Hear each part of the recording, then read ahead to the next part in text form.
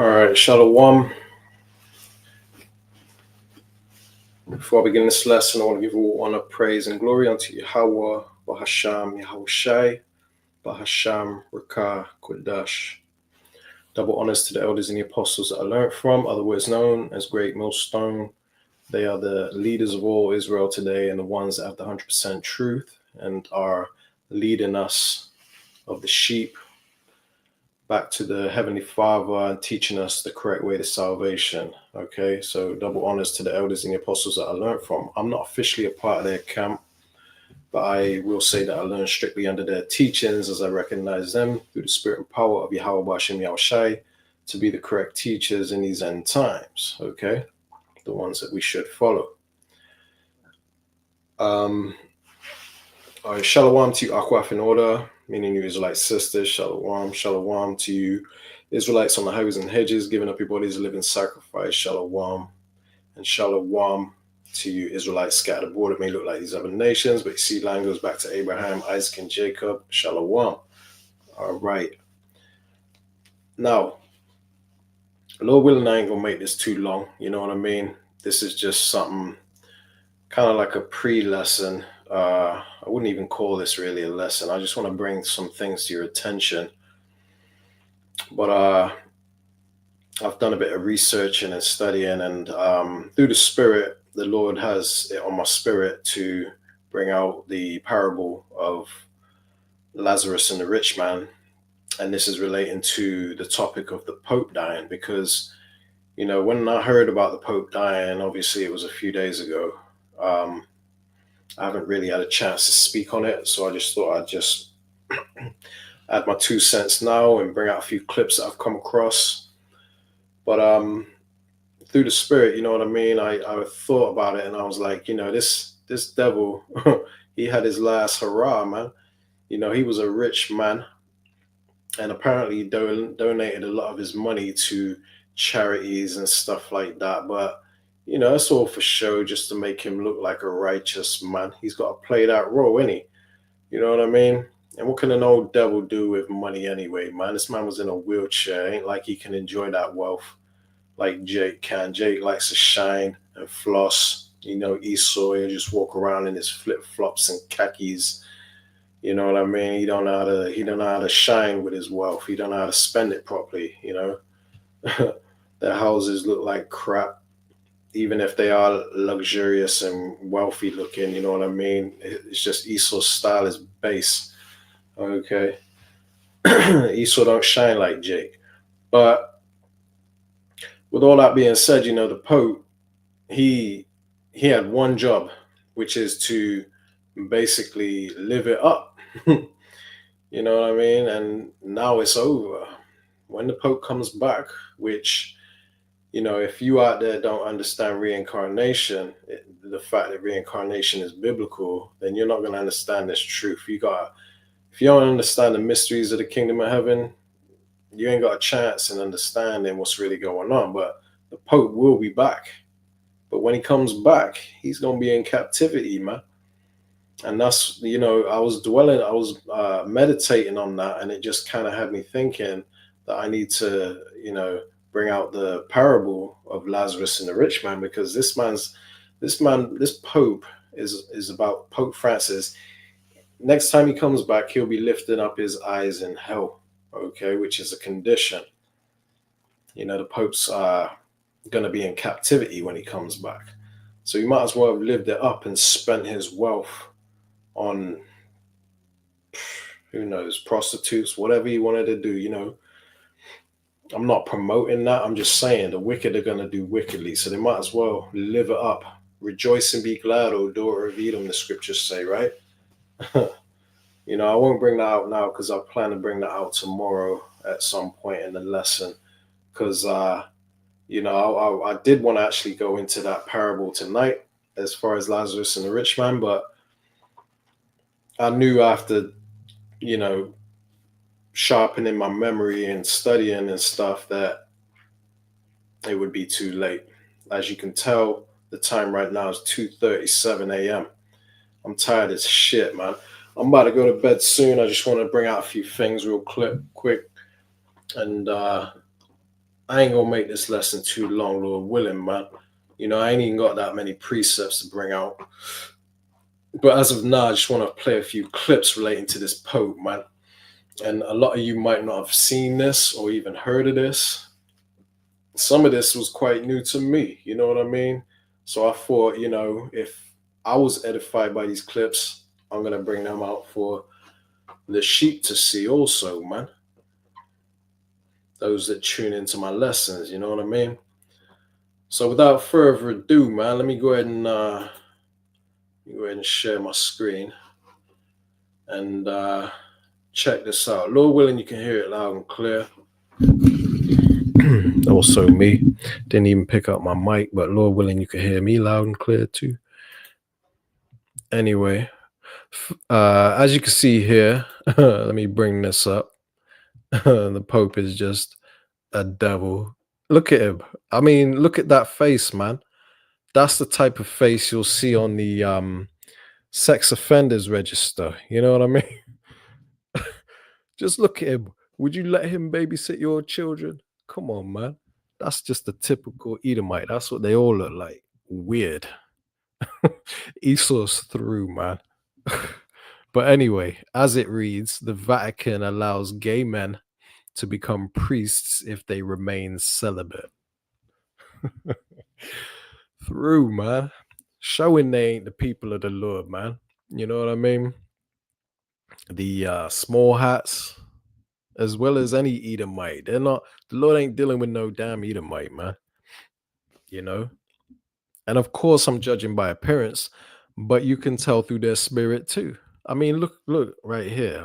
I can look at his teeth. Damn. Brush your teeth, bro. Damn. Anyway, as you can see, pure wickedness. Ain't no, you know what the scriptures say about a homo, man. What's supposed to happen to them? I don't even need to mention it. You already know, but this man is saying that he will allow them to be priests if they remain celibate. If you don't go bumming other men, yeah, you can be a priest. Come on, man. Anyway, just thought I'd show you that. I came across that one day, and I was just thought I'd put that together, put that in this lesson. But anyway, I first want to play this clip right here, so check it out. So Pope Francis has just died on Easter Monday at the age of 88. Or did he? I have found a lot with this one, so sit back, relax, get your snacks. We're going down the rabbit hole. First, let's start with Archbishop Carlo, who actually got excommunicated from the church last year, and in this video in February, he speculates that the Pope may have been deceased already. And then there's this video from 2021. Festive address focused on his prayers for the pandemic to come to an end. He said vaccines should be made available to those most in need. His death was announced. Excuse me. Wait, hold up. Did she just announce his death prematurely? I mean, that face says it all. Then let's move on to J.D. Vance, who actually met him a day before he passed, and he says, I met with the Holy Father, Pope Francis. I am grateful for his invitation to meet, and I pray for his good health. Almost like he knew something, right?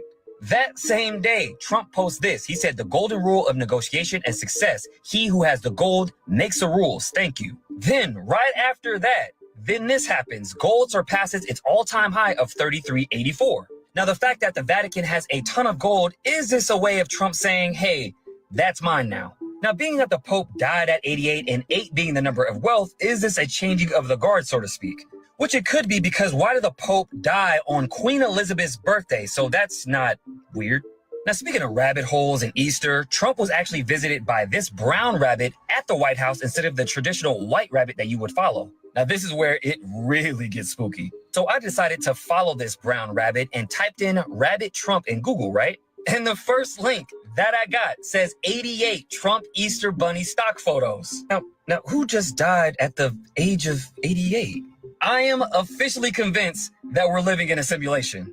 And the cherry on top, the same day, the World Economic Forum's chairman and founder, Klaus Schwab, steps down immediately. If this doesn't signify a brand new day to you, I don't know what will. I'm doing a part 2 to this because there's a lot more to unpack. So make sure you guys hit up my Instagram subscription because I'm going to drop it in there. Now, what do you guys think? Is this the Pope, and is this a changing of the guard and a new regime upon us? Let me know below.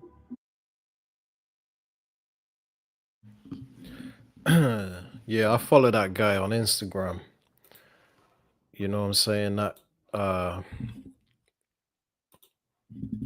follow him on Instagram. He goes deep, man. He be bringing out some real good videos. Although, he ain't in the truth, but most of these 2/3, they bring out information for the prophets to bring out to edify the elect. So, they do have some use in the ministry. As far not exactly as them being in the ministry, but they bring out things that we use for the ministry. So they're still being used by the Lord. And he be bringing out some good info, man. He's on fire. That guy be bringing it out like almost every day, man.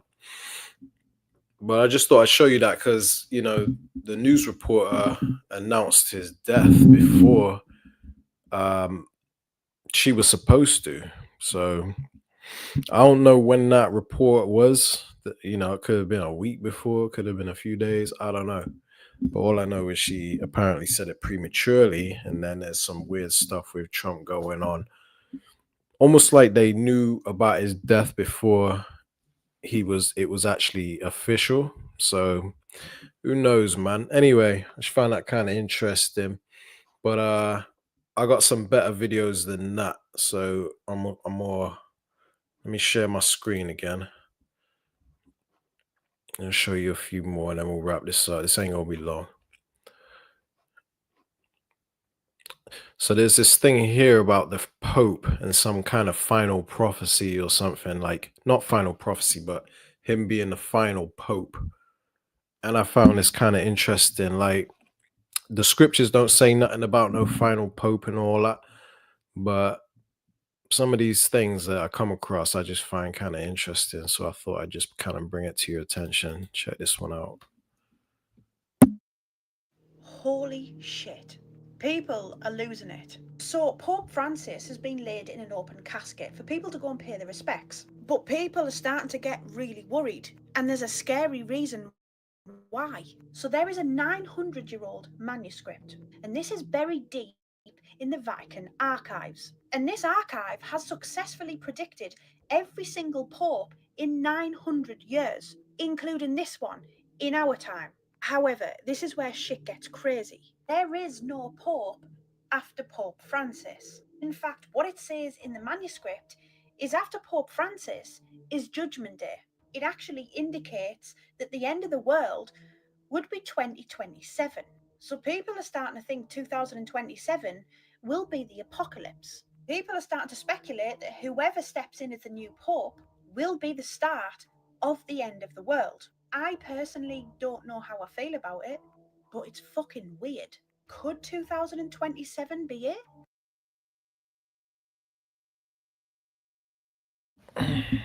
Right. So she's talking about some prophecy of the final pope and that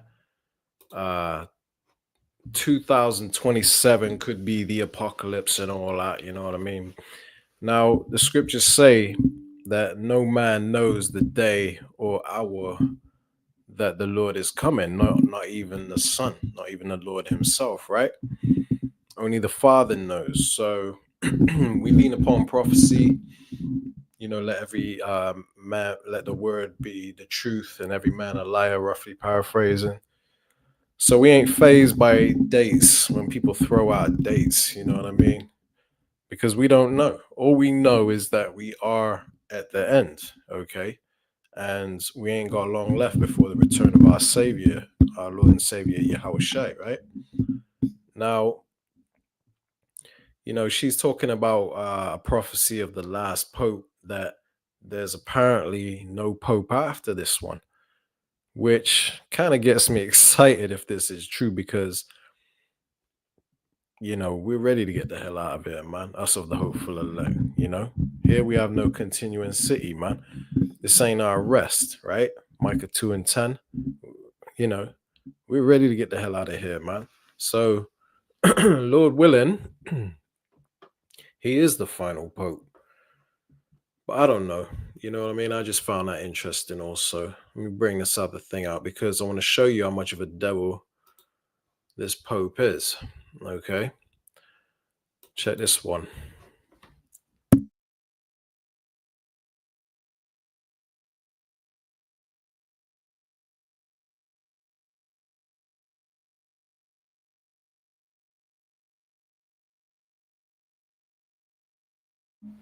That's the same stick as he typed in witch lord. I think he spelled witch wrong, but you know what I mean. He put in witch lord in Google and it come up with an image of a damn demon that held up the same stick he's holding up. Do you think that's a coincidence? Hell no, man. Because Esau's just wicked through and through, and you know the Catholic religion is wicked as hell too. You know. So anyway, I'll continue.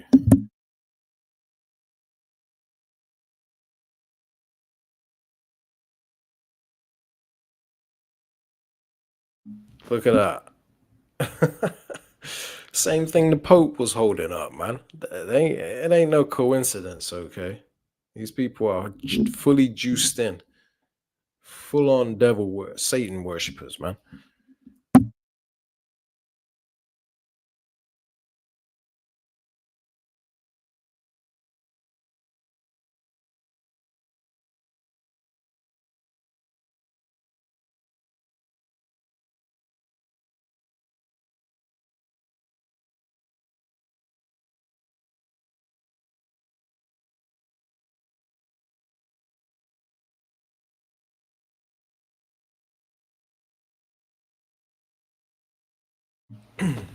Now you see the upside down cross. That's one of them pagan symbols that's equated to Satanism, right?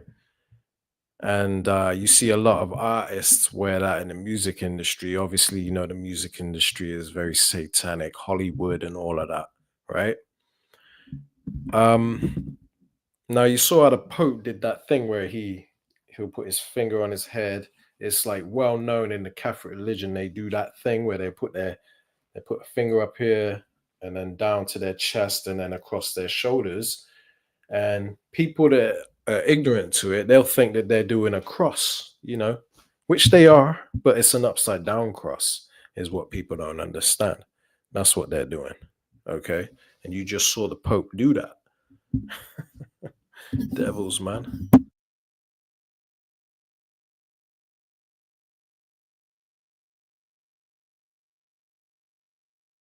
Now you see that snake symbol and on the abdomen of the Baphomet, which is a goat god with tits, right? A goat false god, right? The Baphomet.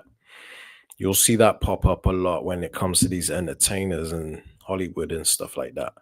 But that symbol right there with it looks like a staff with two snakes winding around it.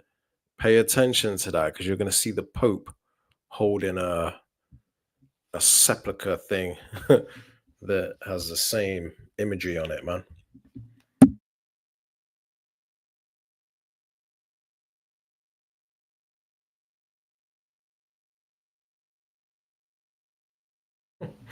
Through. So, you know, all they know is wickedness, man. All these devils know is wickedness. Oh, I didn't even share my screen, did I? I always do that. Hey, forgive me, man. I'm gonna go ahead and play that again. These live videos, man, it's tricky sometimes. So, what did I play first? Got this one here. I think I played that. I think I did that one correct. So let's play this one again. All right, check this out.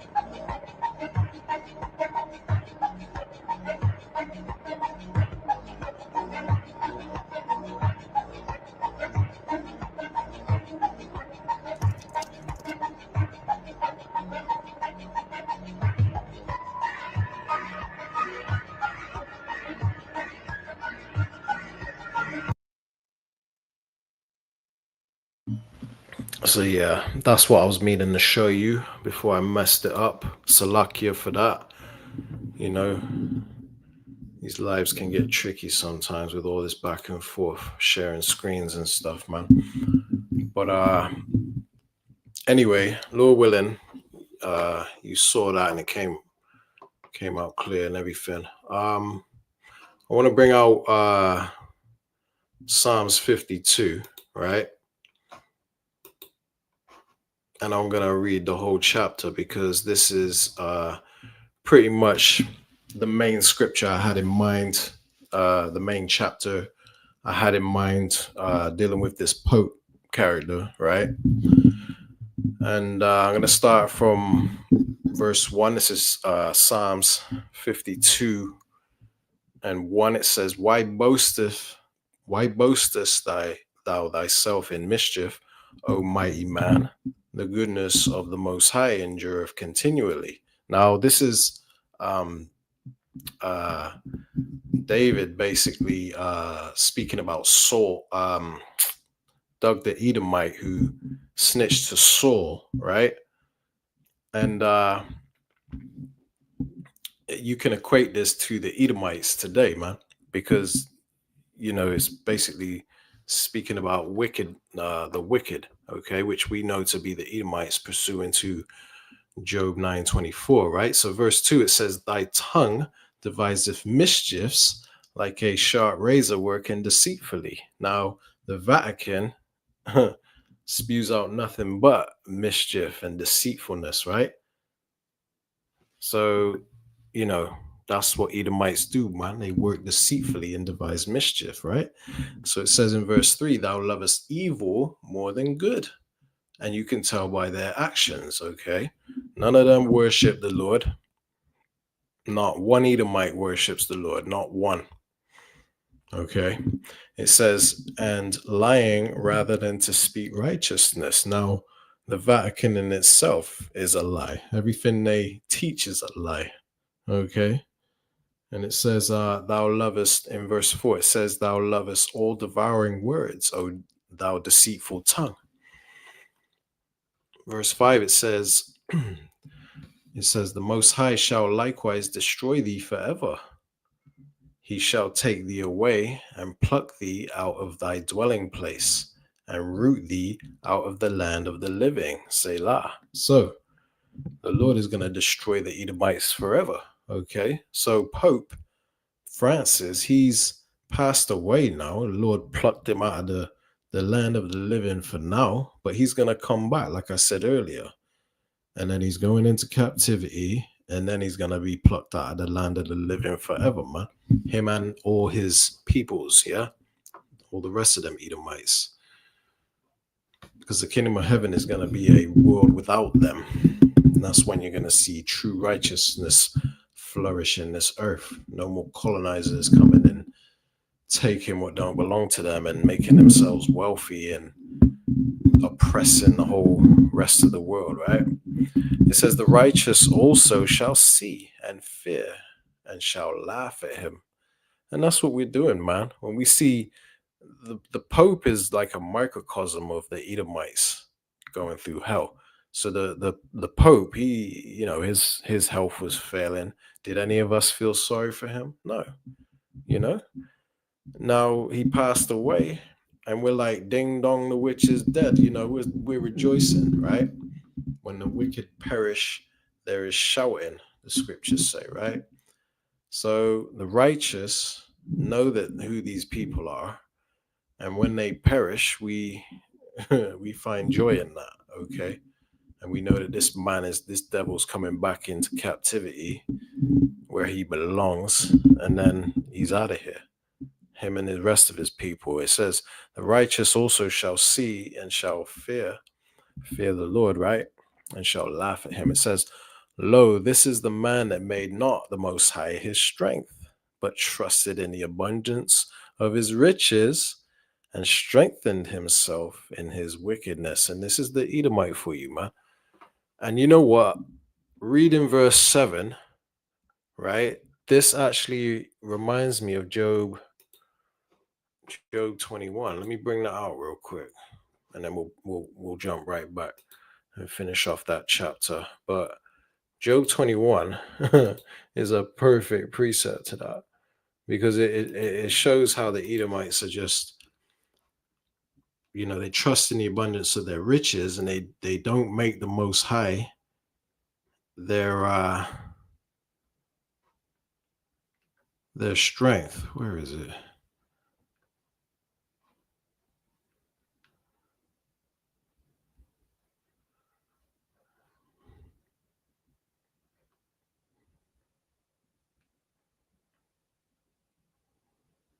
Here we go. We'll start here at verse 13. So just as a reminder, I'm going to jump back. I want to read verse 7 again. So this is Psalms 52 and verse 7. It says, "Lo, this is the man that made not the Most High his strength." The Catholic Church, for instance, when we're speaking about Pope Francis, that's the church of idols, man. It's a church full of idolatry. They worship the Virgin Mary. Well, not virgin, but they call her a virgin, right? So they worship Mary, and they worship images, man. They kiss images, and they have these prayer beads that they think bring them luck and all this stuff, man. Right? So it says, "Lo, this is the man that made not the Most High his strength, but trusted in the abundance of his riches." And Esau is at the top right now because he was given the fatness of the earth. That was his blessing, right? And he trusted in that riches in order to save him from death, really. He's doing everything with his riches to try and basically counter the ways of nature, the ways of the Lord, the way the Lord created things, right? So he tries to do everything better than the Lord, right?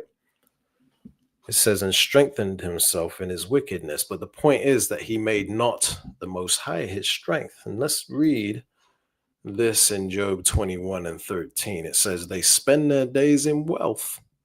Right? So they trust in the abundance of their riches. This is talking about the Edomite, the so-called white man. "And in a moment go down to the grave." Pope Francis, right? He spent his days in wealth and then went down to the grave. So it says here in verse 14, "Therefore they say unto the Most High, Depart from us, for we desire not the knowledge of thy ways." So they don't seek the Lord, man. This is the Edomite as a whole, okay? It says in verse 15, "What is the Almighty that we should serve him?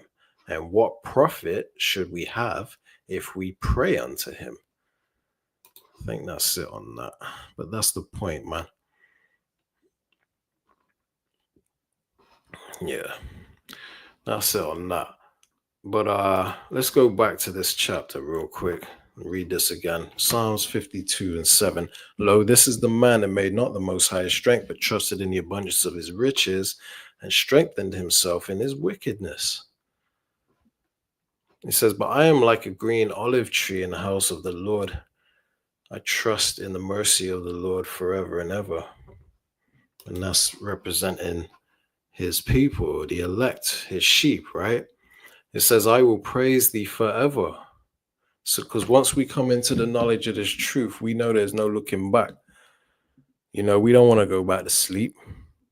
We want to exalt the name of the Lord, do his will from now on, seeking him 10 times harder. You know what I mean? Because we lived however many years before we came in this truth, 30 odd years, right?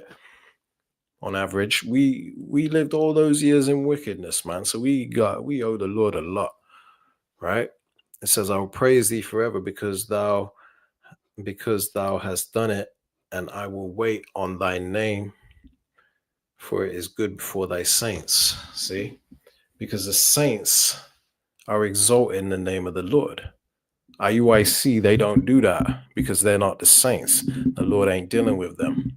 And I'm just using them as an example, but you have many other Israelites out there that don't trust in the power of the name of the Lord. They take the Lord they Salakia, they take the name of the Lord in vain, man, which is one of the commandments. We're not supposed to do that. Okay. All right. So don't take the Lord's name in vain, meaning don't treat it like it's not important. Let's treat it like it's for vanity. Take it for vanity.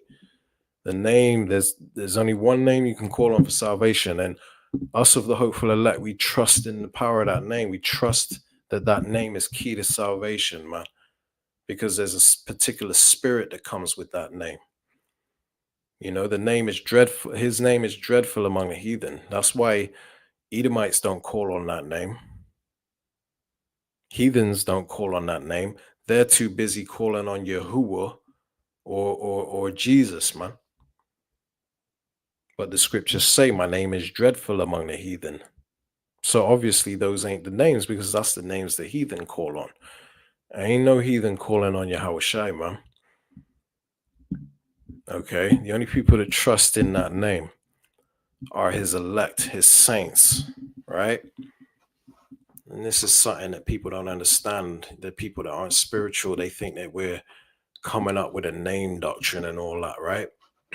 Bug outs, man. Let me play another video. Let me just check my screen is sharing before I go any further. All right, cool. We good. Let me play another video. Check this out, because this is the Vatican. And a lot of people already know this, but there are maybe some that don't. This is about 3 minutes and 44 seconds long. So bear with me. I'm gonna kill the volume, because it's basically some bug out made this video that is bringing out scriptures that aren't related to it. And I don't want to cause any confusion because he's going off. All right.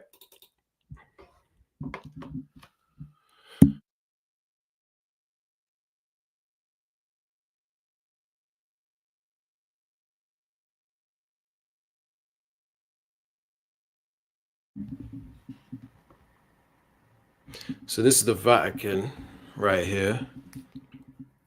And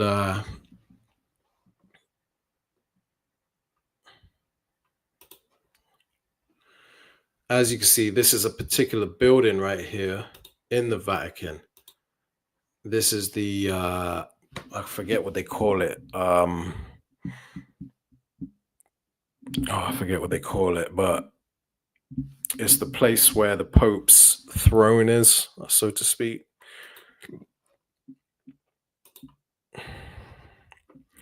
But this, as you can see, this building here is shaped like a serpent's head, right? There's the eye. I wish this thing would disappear right here. I don't know how to get rid of that. Okay, but anyway, this is the eye, as you see where my mouse is right here, right? The window. And you can see, like, this is the head, and you see this, it's like a serpent's head.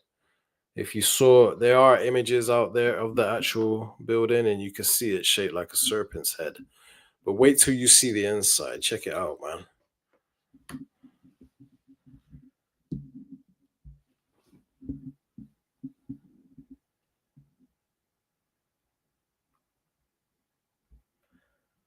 So it goes, this is the inside through the window, right? And this is like the window on the other side. And as you're looking toward the front, you can see it looks like a serpent, man. You got the two eyes, you got the fangs right there.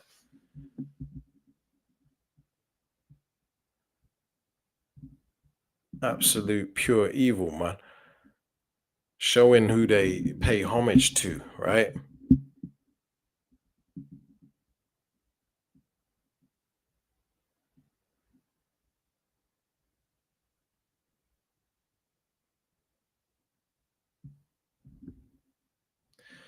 So now this is where, in the front of the building, you see, that's where the seat of the Pope normally is. He'll sit right there in the center.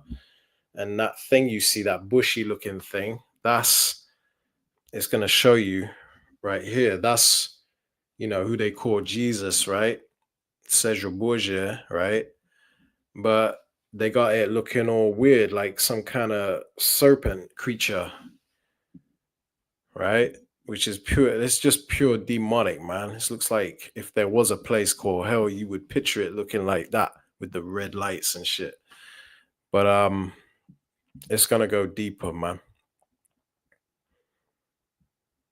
There's nothing but satanic imagery and satanic spirit, a wicked spirit around these devils, man. Everything they do, man. Look at that. It's just wicked, man. A man that's supposed to be a holy man of the Lord, and this is how he's rolling. It's crazy, man.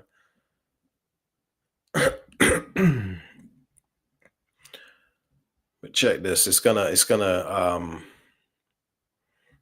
show you something in a sec right here. So when you put a mirror in the middle or whatever, look what it looks like, man. And they love to do that. They love to do that. So you can see here, if you put a mirror in the middle, it looks like a Baphomet. You see it right there with the horns.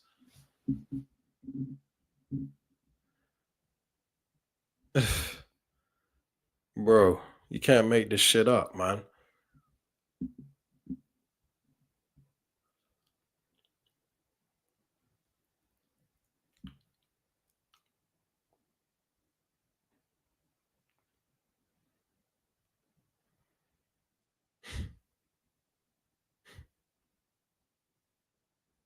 Ain't no coincidence. Anyway, I think that's it. Yeah, that's it. But like I said, I killed the volume on that video because it's not necessary. It's just they be going off when it comes to the scriptures that they were bringing out. Now, let me show you this image just in case you missed it. Let's see if I can't blow that up. Let's get that full screen real quick. Here we go. So that's it, the Serpent Cathedral. So if you want to check this out on Google, they've got many images, like really clear, showing every angle of that building. And as you can see, when you're standing in the back, that top image there, you're standing in the back looking forward, and it looks exactly like a serpent, man, because these people are demonic and they showing who they're paying homage to, man. Satan, that old serpent, right? They're Satanists, man. Edomites don't know how to do righteous, man. They just know wickedness, right? So look at the bottom image. You can see that that's where the Pope sits in front of that demonic statue thing of Cesare Borgia, looking like some kind of lizard man, right?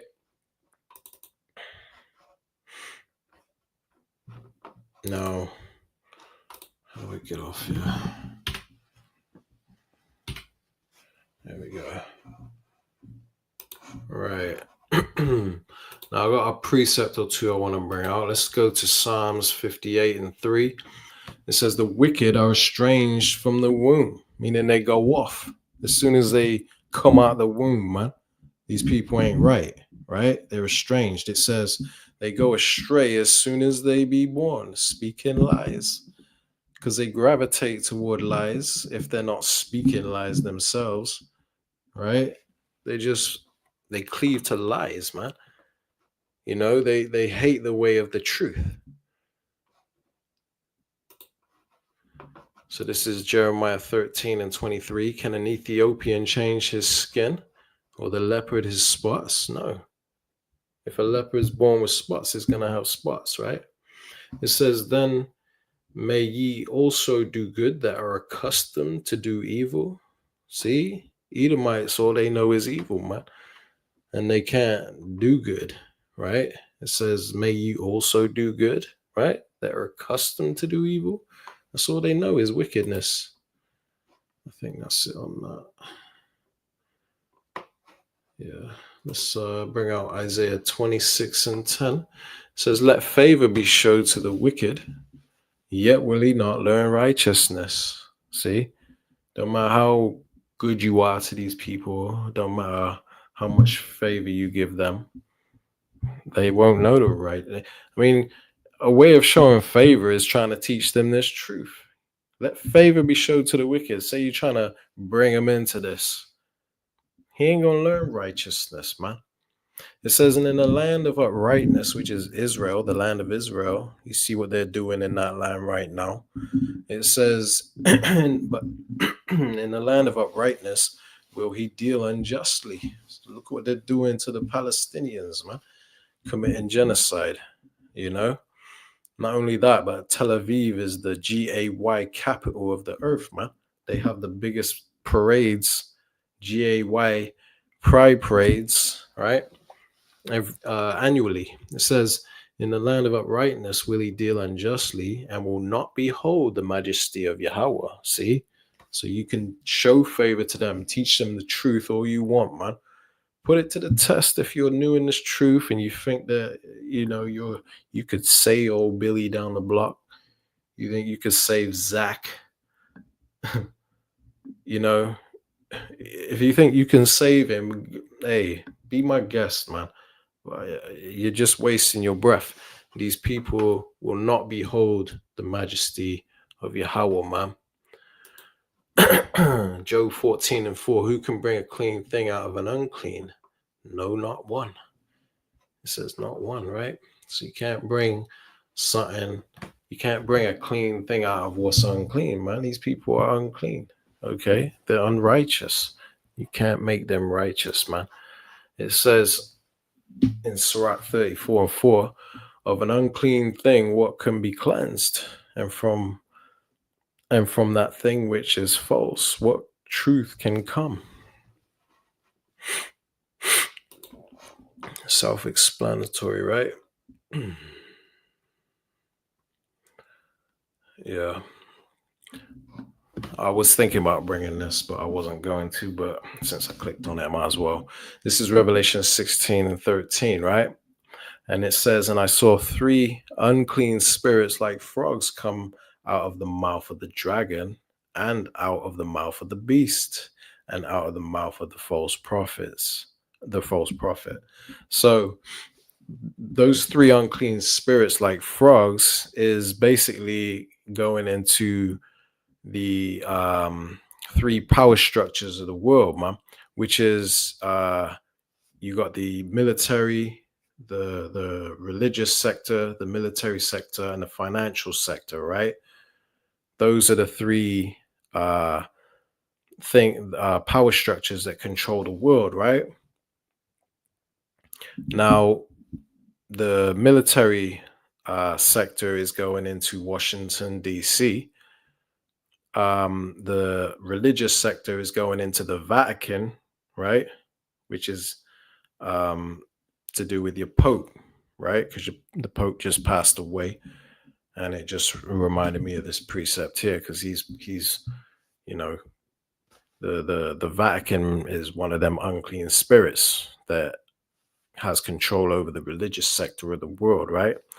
And then you got London, which is the financial sector of the world, okay? and and through these 3 power structures, they're able to deceive the world, man. And to so these are the 3 unclean spirits like frogs that come out of the mouth of the dragon and out of the mouth of the beast and out of the mouth of the false prophet. But anyway, it's probably pointless me bringing that out, but since I clicked on it, might as well. Anyway, on that note, man, I'm gonna close out here because this is kind of like a pre-lesson to what I plan to do tomorrow. Lord willing, I've got the lesson prepared, and I couldn't get into it tonight because I'm just too tired, and it's gonna be lengthy. I'm pretty sure it's gonna be lengthy because I'm basically gonna break down the parable of the Lazarus and the rich man. Because there might be some out there watching that don't know, and it goes deep, man. There's a lot of precepts that go into that basically help you get a clear picture as to what that parable is about, because it's all about rulership, man.